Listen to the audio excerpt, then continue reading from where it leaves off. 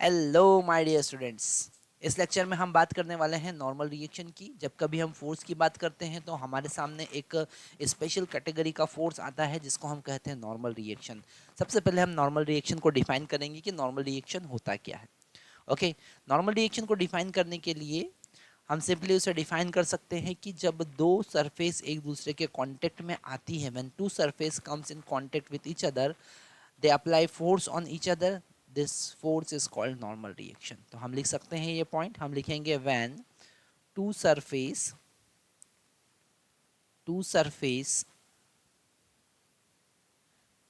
come in contact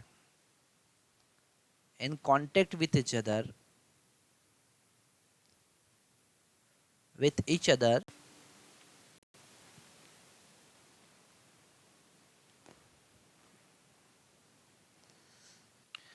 they apply force on each other, they apply force on each other. Okay, and this force is called normal reaction. Okay, जैसे अगर हमने यहाँ पर जो हमारा ground है, surface है, ओके, इस सरफेस पे अगर हम कोई बॉडी रखते हैं, मान लेते हैं हमने एक बॉडी इस सरफेस पे रखा, ओके, जिसका मास m है, तो ये जो बॉडी इस सरफेस पर एक फोर्स लगाएगी डाउनवर्ड डायरेक्शन में, that is equal to mg, और ये सरफेस भी इस बॉडी पर अपवर्ड डायरेक्शन में फोर्स लगाएगी, that is called normal reaction. Okay, तो जब ये दोनों एक दूसरे पे कांटेक्ट में आई तो इन दोनों ने एक दूसरे के ऊपर फोर्स लगाया, इस सरफेस ने इस बॉडी पर जो फोर्स लगाया वो है नॉर्मल रिएक्शन। और अगर हम एफबीडी बनाते हैं, एफबीडी का मतलब क्या है, फ्री बॉडी डायग्राम, अगर हम बनाते हैं तो नीचे लिखेंगे mg और ऊपर लिखेंगे नॉर्मल रिएक्शन, और ये स्टेशनरी है, मतलब n इक्वल टू mg हम लिख सकते हैं। तो यहाँ पर हमने ये देखा कि ये जो सरफेस है ये इस बॉडी पर अपवर्ड डायरेक्शन में नॉर्मल रिएक्शन लगा रही है। ओके, अगर हम सरफेस को इंक्लाइन कर देते हैं, अगर हम इंक्लाइंड सरफेस की बात करते हैं, ओके, अगर हम इंक्लाइंड सरफेस की बात करते हैं तब नॉर्मल रिएक्शन में क्या चेंजेस आएगा, जरा हम देख लेते हैं। सबसे पहले एक कॉन्सेप्ट हम देख लेते हैं कि नॉर्मल रिएक्शन का डायरेक्शन क्या होता है। Direction of normal reaction always perpendicular to the contact surface.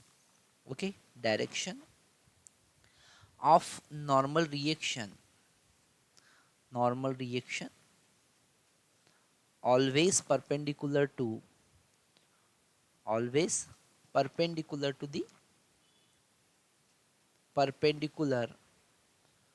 the contact surface। Okay, जो कॉन्टेक्ट सरफेस है उससे हमेशा परपेंडिकुलर नॉर्मल रिएक्शन की डायरेक्शन होगी।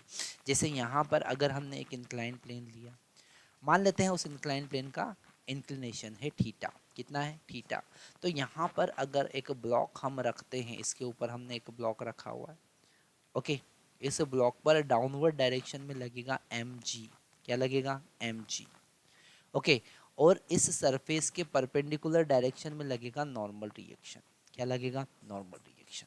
तो यहाँ पर अगर हम एफबीडी बनाते हैं, वापस अगर हम फिर से एफबीडी बनाते हैं तो यहाँ पर नीचे डाउनवर्ड डायरेक्शन में हम mg लिख सकते हैं, ओके, और अपवर्ड डायरेक्शन में ऐसे थीटा एंगल पर हम नॉर्मल रिएक्शन लिख सकते हैं।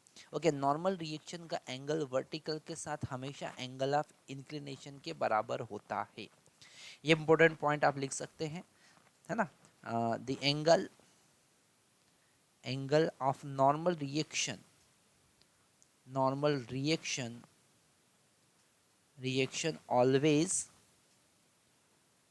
ऑलवेज इक्वल टू थीटा, जो एंगल ऑफ इंक्लिनेशन होगा वही होगा। तो यहाँ पर अगर हम इस mg को दो पार्ट में डिवाइड करें, है ना, यहाँ पर ये वाला एंगल भी कितना होगा, थीटा होगा। तो mg को अगर दो पार्ट में डिवाइड करें, दो नॉर्मल कंपोनेंट में हम यहाँ पर mg को डिवाइड कर सकते हैं, एक होगा mg cos थीटा और एक होगा mg sin थीटा। ओके, तो यहाँ पर हम लिख सकते हैं कि normal reaction m g cos theta के बराबर हो गया। किसके बराबर हो गया? एम जी कॉस थीटा के बराबर हो गया। और एम जी साइन थीटा जो कंपोनेंट है उसके कारण वो ब्लॉक नीचे की तरफ मूव करेगा अगर फ्रिक्शनलेस सरफेस है तो। ठीक है, किस एंगल किस फोर्स के कारण वो डाउनवर्ड मूव करेगा? एम जी साइन थीटा के कारण। और m g cos theta normal reaction के बराबर हो जाएगा। तो अगर इंक्लाइन प्लेन है तो नॉर्मल रिएक्शन कितना होता है? M g cos theta. Okay, तो यहाँ पर एक हमने स्पेशल केस देखा जिसमें हमने देखा नॉर्मल रिएक्शन के लिए हमने अलग अलग केसेस, जैसे अगर हम यहाँ पर वर्टिकल प्लेन ले लेते हैं। ओके, फिर से हम नॉर्मल रिएक्शन की नेक्स्ट स्लाइड पे बात करते हैं। अगर हम वर्टिकल प्लेन ले लेते हैं, है ना, हमने यहाँ पर एक प्लेन वर्टिकल ले लिया, ठीक है, और यहाँ पर एक ब्लॉक हमने रखा। और ब्लॉक को रखने के लिए हमको एक हॉरिजॉन्टल डायरेक्शन में फोर्स लगाना पड़ेगा। ओके, तो जब हमने हॉरिजॉन्टल डायरेक्शन पे फोर्स लगाया तो ये ब्लॉक जो है इस सरफेस पर हॉरिजॉन्टल डायरेक्शन में फोर्स लगा रही है। तो नॉर्मल रिएक्शन भी ये सरफेस इस पर लगाएगा। तो यहाँ पर नॉर्मल रिएक्शन की डायरेक्शन क्या हो गई है? यहाँ पर नॉर्मल रिएक्शन की डायरेक्शन इस सरफेस के परपेंडिकुलर हो गई। यहाँ पर नॉर्मल रिएक्शन को n इक्वल टू हम f के बराबर लिख सकते हैं। ओके, अगर हमने इसी केस को थीटा एंगल पे फोर्स लगाकर सॉल्व किया। ओके, जैसे अगर हमने यहाँ पर एक वर्टिकल प्लेन ले लिया है, वर्टिकल सरफेस ले लिया है, वर्टिकल सरफेस हमको दिख रहा है। ओके, और ये ब्लॉक हमने यहाँ पर रखा हुआ है। ओके, ये ब्लॉक हमने यहाँ पे रखा हुआ, वापस से बना लेते हैं ब्लॉक थोड़ा सा अच्छे से। तो ये ब्लॉक हमने यहाँ पे रखा हुआ है और इस ब्लॉक जिसका मास mg है, हम थीटा एंगल पर फोर्स लगा रहे हैं। ये फोर्स हम यहाँ पर इस हॉरिजॉन्टल के साथ में थीटा एंगल पर लगा रहे हैं। अब हमको नॉर्मल रिएक्शन अगर फाइंड करना है तो हम एफबीडी बनाएंगे। ब्लॉक का मास जो है वो नीचे mg और f हम थीटा एंगल पर लगा रहे हैं। हॉरिजॉन्टल के साथ में कितने एंगल पे लगा रहे हैं? f थीटा एंगल पे लगा रहे हैं। यहाँ पर ये f हमने आगे एक्सटेंड कर दिया। तो और नॉर्मल रिएक्शन कैसे लग रहा है? नॉर्मल रिएक्शन इस सरफेस के परपेंडिकुलर लगेगा। ये होगा नॉर्मल रिएक्शन का डायरेक्शन। तो यहाँ पर अगर f को दो पार्ट में हम रिजोल्व करें तो हो जाएगा f sine theta vertically upward और f cos theta horizontal. F cos theta horizontal. तो यहाँ पर नॉर्मल रिएक्शन किसके बराबर हो जाएगा? एफ कॉस थीटा के बराबर हो जाएगा। ओके, तो यहाँ पर हम ये समझ रहे हैं कि नॉर्मल रिएक्शन कैसे हम यूज़ कर सकते हैं। नॉर्मल रिएक्शन का कॉन्सेप्ट हम कैसे यूज़ कर सकते हैं। जैसे हमारे पास में एक हॉरिजॉन्टल सरफेस है और हॉरिजॉन्टल सरफेस पे हमने एक ब्लॉक रखा हुआ है, ठीक है, और इस ब्लॉक को अगर हम एफ फोर्स से थीटा एंगल पर ऐसे खींच रहे हैं। ओके, अब नॉर्मल रिएक्शन कितना होगा? तो अब नॉर्मल रिएक्शन फाइंड करने के लिए हम क्या करेंगे? हम इस एफ फोर्स को दो पार्ट में डिवाइड करेंगे। तो एक हॉरिजॉन्टल कंपोनेंट आ जाएगा एफ कॉस थीटा और एक वर्टिकल अपवर्ड कंपोनेंट आ जाएगा एफ साइन थीटा। ओके, और नॉर्मल रिएक्शन एम जी तो नीचे वेट उसका लग रहा है, नॉर्मल रिएक्शन भी एन अपवर्ड डायरेक्शन में लगेगा। हम एफ बी डी इसका वापस से ड्रॉ करते हैं। तो हॉरिजॉन्टल डायरेक्शन में जो कंपोनेंट है वो एफ कॉस थीटा है। वर्टिकल अपवर्ड डायरेक्शन में जो कंपोनेंट है वो है n plus f sine theta और डाउनवर्ड डायरेक्शन में जो कंपोनेंट है वो है mg। ओके, तो यहाँ पर mg equal to n plus f sine theta हुआ।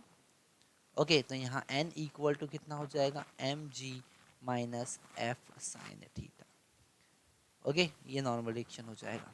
ओके, तो यहाँ पर हमने सारे केसेस देखे जिसमें नॉर्मल रिएक्शन का हम यूज़ करते हैं और नॉर्मल रिएक्शन कैसे फाइंड करेंगे वो हमने चेक किया। नेक्स्ट लेक्चर में हम बात करने वाले हैं न्यूटन्स फर्स्ट लॉ की, ओके, और उससे रिलेटेड कॉन्सेप्ट की।